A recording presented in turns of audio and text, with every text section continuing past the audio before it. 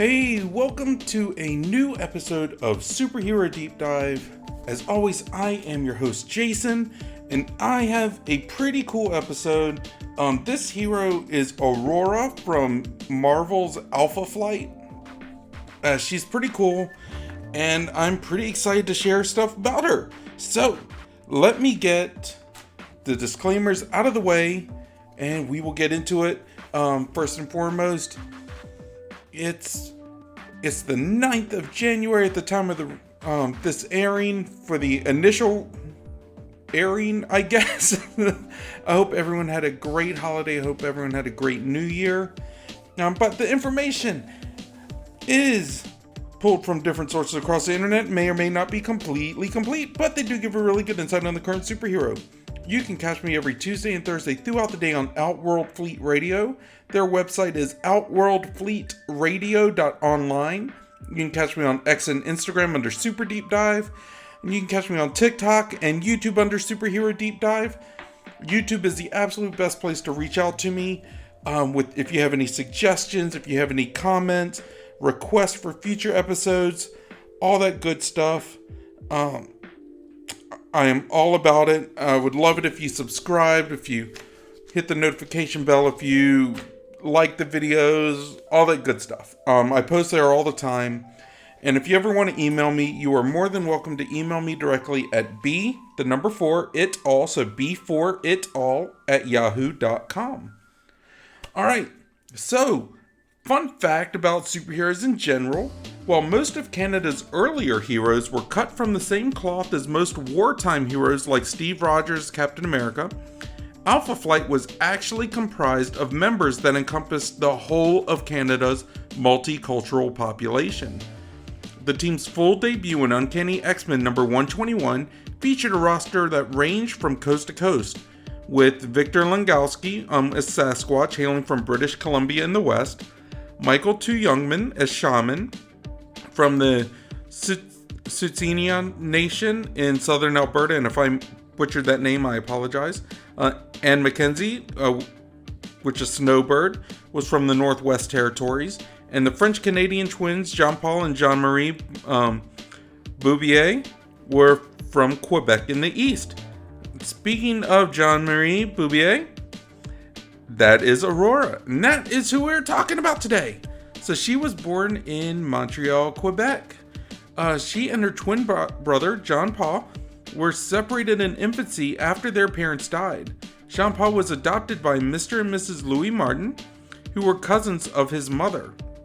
The Martins could not afford to adopt Jean-Marie as well and arranged for Jean-Marie to be raised at Madame Dupont's School for Girls in Laval, Quebec, a reactionary religious school.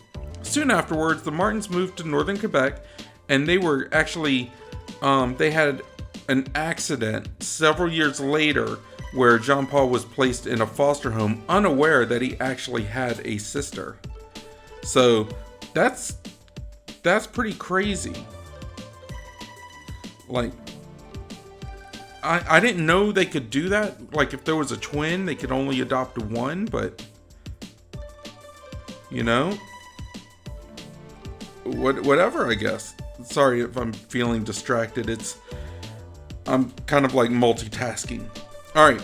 So anyway, extremely nervous and introverted, Jean-Marie Bouvier was miserable at Madame Dupont's school. At the age of 13, she attempted to hurt herself by throwing herself from the roof of one of the school buildings.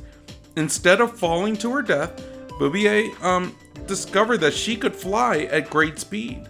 Unaware that she was actually a mutant, the deeply religious Bouvier believed that her flight was a result of a divine miracle. The next morning, she explained to the school's headmistress that she had believed of what she believed had happened. Believing the young girl to be guilty of blasphemy, the headmistress had Bouvier severely disciplined. The incident and possibly other abuse triggered a dissociative identity disorder in Jean-Marie. A second personality, extroverted and far more uninhibited, emerged.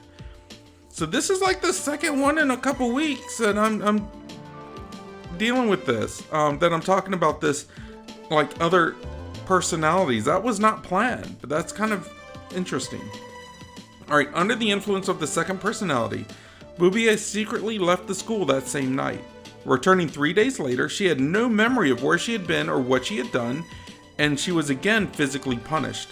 The resulting trauma was so great that Boubier repressed her second personality. 5 years later, Boubier's application to become a teacher of history and geography at the school was accepted. By this time, Boubier had adjusted to life at the school, and her everyday personality was that of a prim, proper, repressed woman.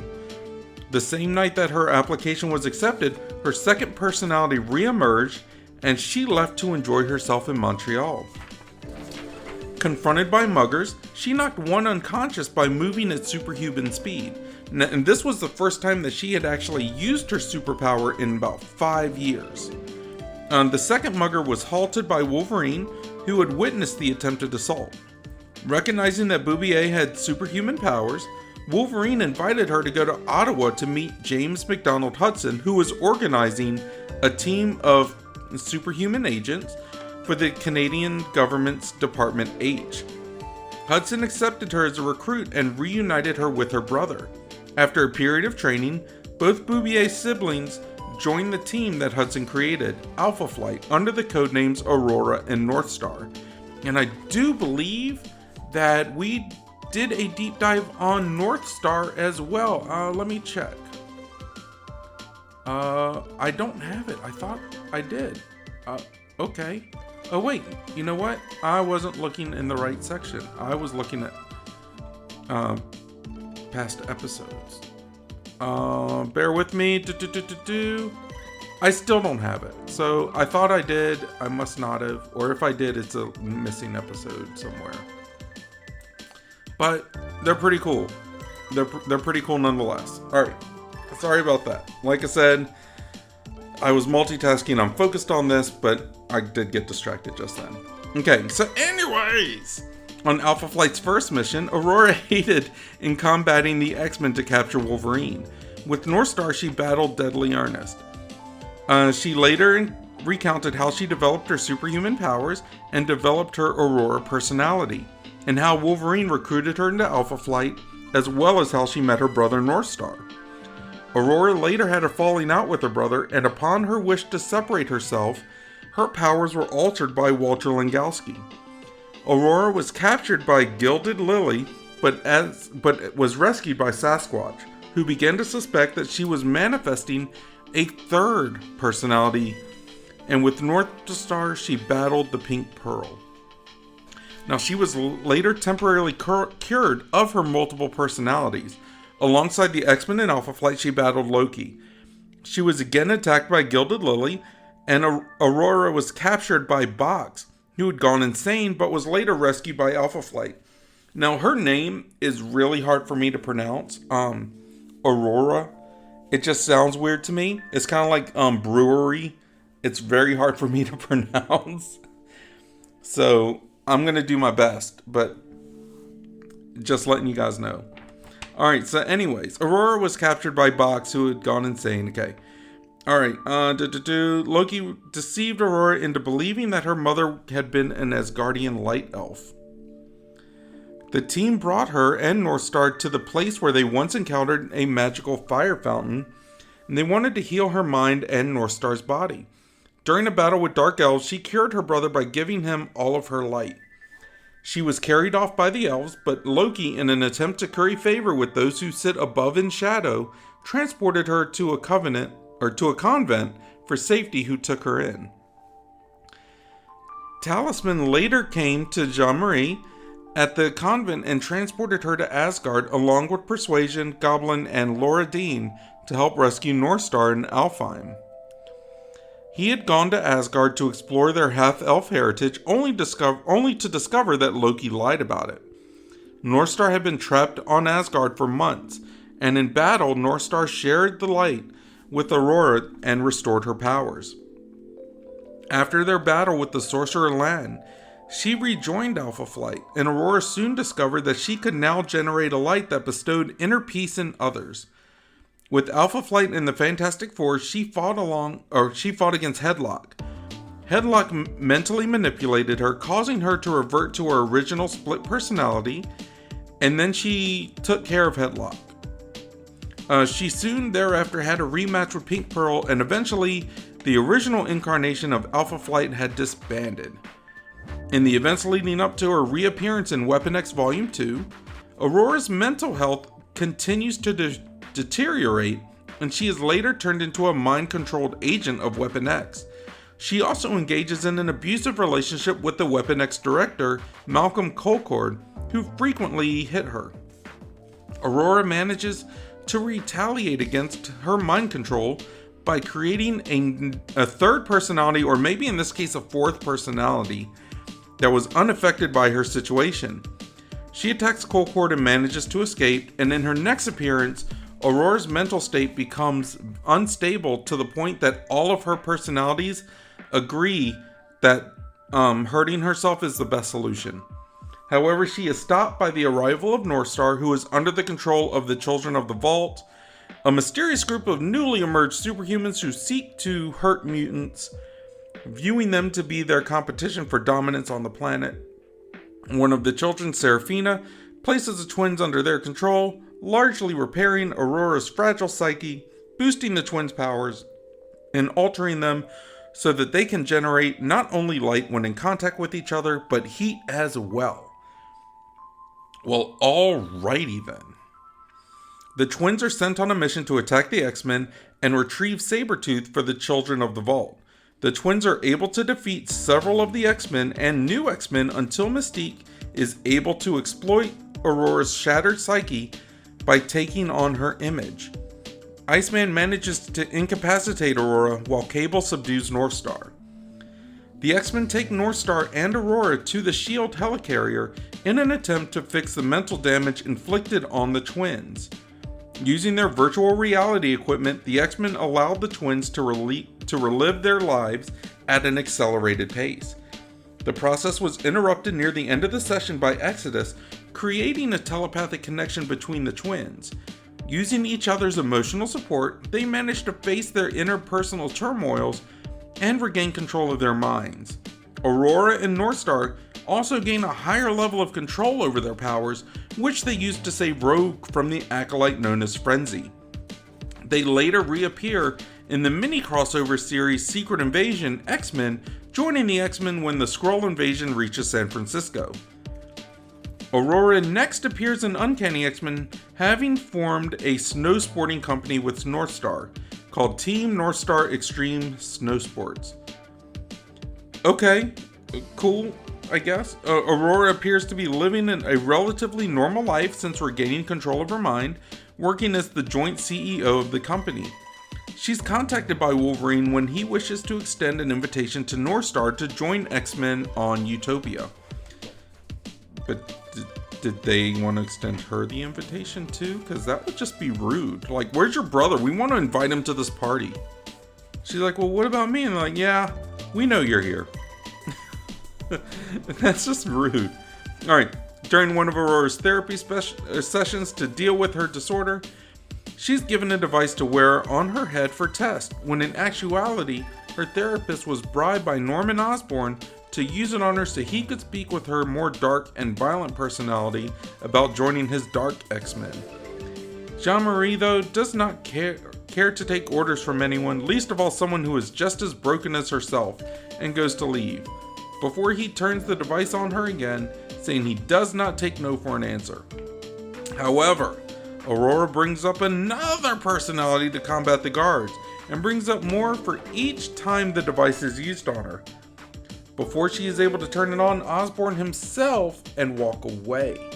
So she just keeps adding personalities. Is that really how that works? I don't know. So this is coming from a place of ignorance, not like making fun. It just seems really convenient in a way that I don't understand, to just keep adding personalities like that. I don't know if that makes sense, and I would think for the writing's sake, it would have to have some kind of basis in fact, right? I don't know. Let me know in the comments, please, because that's just, I don't get it. Anyways, during the Chaos War storyline, Aurora, alongside Northstar, Sasquatch, and Snowbird, are reunited with the resurrected Guardian, Vindicator, Shaman, and Marina Smallwood. As part of the all-new, all-different Marvel event, Aurora appears as a member of the Alpha Flight space program. And as part of the Dawn of X, Aurora was one of the many mutants that joined the mutant nation of Krakoa. Aurora and her brother Northstar were later sent on a flyover scouting mission to investigate a strange island that mysteriously appeared off the southern coast of Krakoa. In their report, they mentioned the island being full of giant hostile beasts. Sometime later, Northstar strangely felt his connection to his sister evaporate. He immediately heads to the hatchery to try to get Aurora resurrected, but unfortunately, he needs proof of death to start the reincarnation process. Northstar then seeks to find out where his sister could have gone, and he enters the Green Lagoon Tiki Bar to see what the bartender may know, but ultimately runs into Polaris. Polaris suggests they form an investigative team to head to Vancouver where she was last seen. They recruit the repowered Prodigy, Prestige, Eyeboy, and Dakin. Using Aurora's social media, they are able to discover that she had been into a motel where she seemed to have a rendezvous with a man. She then got into a car and drove off a side of the road. Using Eyeboy's powers, they are able to find the car and the body. They then present the case to the Quiet Council, and it seems that the man who Aurora was meeting set up a trap for her that caused the car to be thrown off the side of the bridge. After figuring out the cause of her death, the five decide to bring this group together under Northstar to form X-Factor. So did they resurrect her or not? Because that wasn't in my information. I don't know, that's a loose end. We gotta figure that out. Let me know if you know, because I have not followed the X-Men recently. So this is new information for me. But what do you guys think of her history though? Like, it's pretty convoluted, right? Like they have her doing stuff, but like, it's just nothing of great importance. There's a lot of character development with the multiple personalities, but it's not anything like, I don't know, I just don't get that sense of importance about her. But let me know. Like I said, you can catch me on X and Instagram under Super Deep Dive. You can catch me on TikTok and Twitter, or TikTok and YouTube under Superhero Deep Dive, where I post superhero memes daily. I post the deep dive. I post a weekly meme review on YouTube. It's a lot of fun. Make sure you subscribe, comment, all that good stuff. If you have requests for future episodes, if you have anything I may have missed, answers to the questions that I had, I would really appreciate it. And you can also email me directly if you'd like it. B4 it all, so B4itall at yahoo.com. Alright, let's get into her powers. So Aurora has the powers of flight and superhuman speed and reflexes, theoretically able to approach light speed. And this has never been attempted though, since if any being or amount of matter were to approach the speed of light in our solar system, it would wreak devastating havoc on the gravitational forces holding our system together. The greater her increase in speed, the more durable her body becomes, but this ability has not been measured. Also, she has superhuman levels of endurance and stamina that allows her to maintain her super speed. In an early issue of Alpha Flight, Northstar reveals to reader that Aurora has greater endurance and can fly longer, while he can fly faster in the same period of time. Her strength and reaction times are above average for a woman of her age and exercise level. However, Aurora usually does not rely on her physical strength while battling opponents, and instead uses super speed tricks like flying with someone at great speed until they pass out from the lack of oxygen, or pummeling them with hundreds of punches a second until they succumb. And she also uses her super speed to perform stunts such as creating a cyclone by running in circles, running up walls and across water, and she could breathe while traveling at subsonic speeds. Originally, while in contact with her brother, usually while holding hands, the pair could emit bursts of brilliant white light with an average flash equal to the intensity of 1 million candela, which is 1 candela being equal to the amount of light created by 1 candle. That's a really weird measurement. Maybe it's a French thing, like a French-Canadian thing. I don't know. I don't know. but it was generally used to blind their opponents with the major drawback that they were not able to control its intensity. Experiments performed on Aurora by Walter Langowski enabled her to generate light independently from Northstar, but a side effect of this was that physical contact between the two would temporarily neutralize both of their powers. Her speed was also greatly reduced to only being able to move or fly at the speed of sound. However, with Aurora's recent resurrection in a new body, these modifications are now gone, enabling them to generate light together again and restoring her previous levels of speed. Aurora is also moderately skilled in hand-to-hand combat, using a style utilizing her superhuman speed, and she received coaching from Puck and Wolverine. Oh, Puck would be a good one. I need to cover Puck sometime. But fun facts. Screen Rant ranked Aurora second in their 10 fastest X-Men in Marvel Comics list and 8th in their 12 fastest superheroes of all time list. Rohan Pendurkar of Sportskeeda ranked Aurora 3rd in their 5 fastest characters in comic history list, and CBR.com, which is Comic Book Resources, ranked Aurora 9th on their Marvel the 20th fastest speedster list, 9th in their 10 most powerful members of Canada's Avengers list, and 19th in their 25 fastest characters in the Marvel Universe list. Okay, that's just so weird. Okay, whatever. I don't know. Aurora appears in the X-Men animated series episodes Slave Island and Repo Man, and she also appears in Marvel Puzzle Quest. So she doesn't have a whole lot of outside exposure. She's put on lists, which are mainly, lists. The thing about lists are they're very subjective. It's depending on the writing at the time and stuff like that. It is what it is. But my final thoughts on this, because Aurora's pretty cool, but she seems like even though she seems like a cool hero, I'm really at a loss for what use she really has. Don't get me wrong, speed is an awesome power. I'm not knocking it at all, but I am, however, seeing where there are plenty of other X-Men with similar powers that can maybe not be as fast, but they can do more with what they have. I'm just not seeing anything that makes her stand out. And I think that's the problem with so many of the mutant population. And this is not a knock on mutants in general. Just when you have them all concentrated in Krakoa and the X books, they're in one central area, it makes it really hard to separate them. And make more than just a precious few low percentage mutants stand out. And I think that's what I'm seeing here. But what do you guys think? I don't have a lot I could do with her or for her, because there's just not a lot there.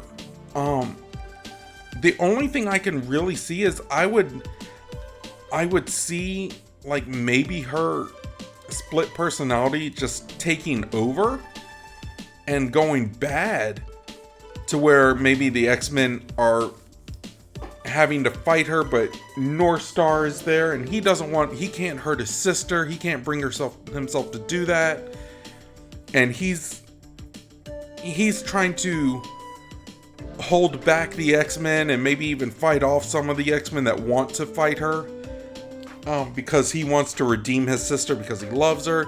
I can't see anything more than that, because unfortunately for Aurora,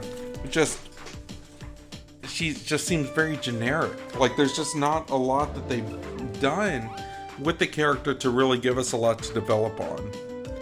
But what do you guys think? Let me know. Like I said, you can catch me on X and Instagram under Super Deep Dive. You can catch me on YouTube and TikTok under Superhero Deep Dive. I would love it if you subscribed to the YouTube channel, commented, liked, subscribe, share, hit the notification bell. If you have fun facts about her, if you have things that you would do for the character, I would love to hear it. or read it, I would love to have a discussion about it, because I try to respond to everything that's really worth responding to. All I ask you, be respectful. You know, it's fine to type something, but it's so much easier if you have something rude to say than to not just not do it. But whatever.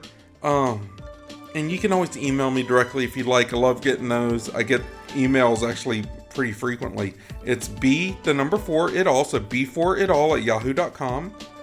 But guys, that's gonna do it for me now. I hope everyone's blessed. I hope everyone's happy. I hope everyone is safe, and I hope everyone is smart. But if you're not smart, don't get caught. I'll see you guys later. Bye-bye.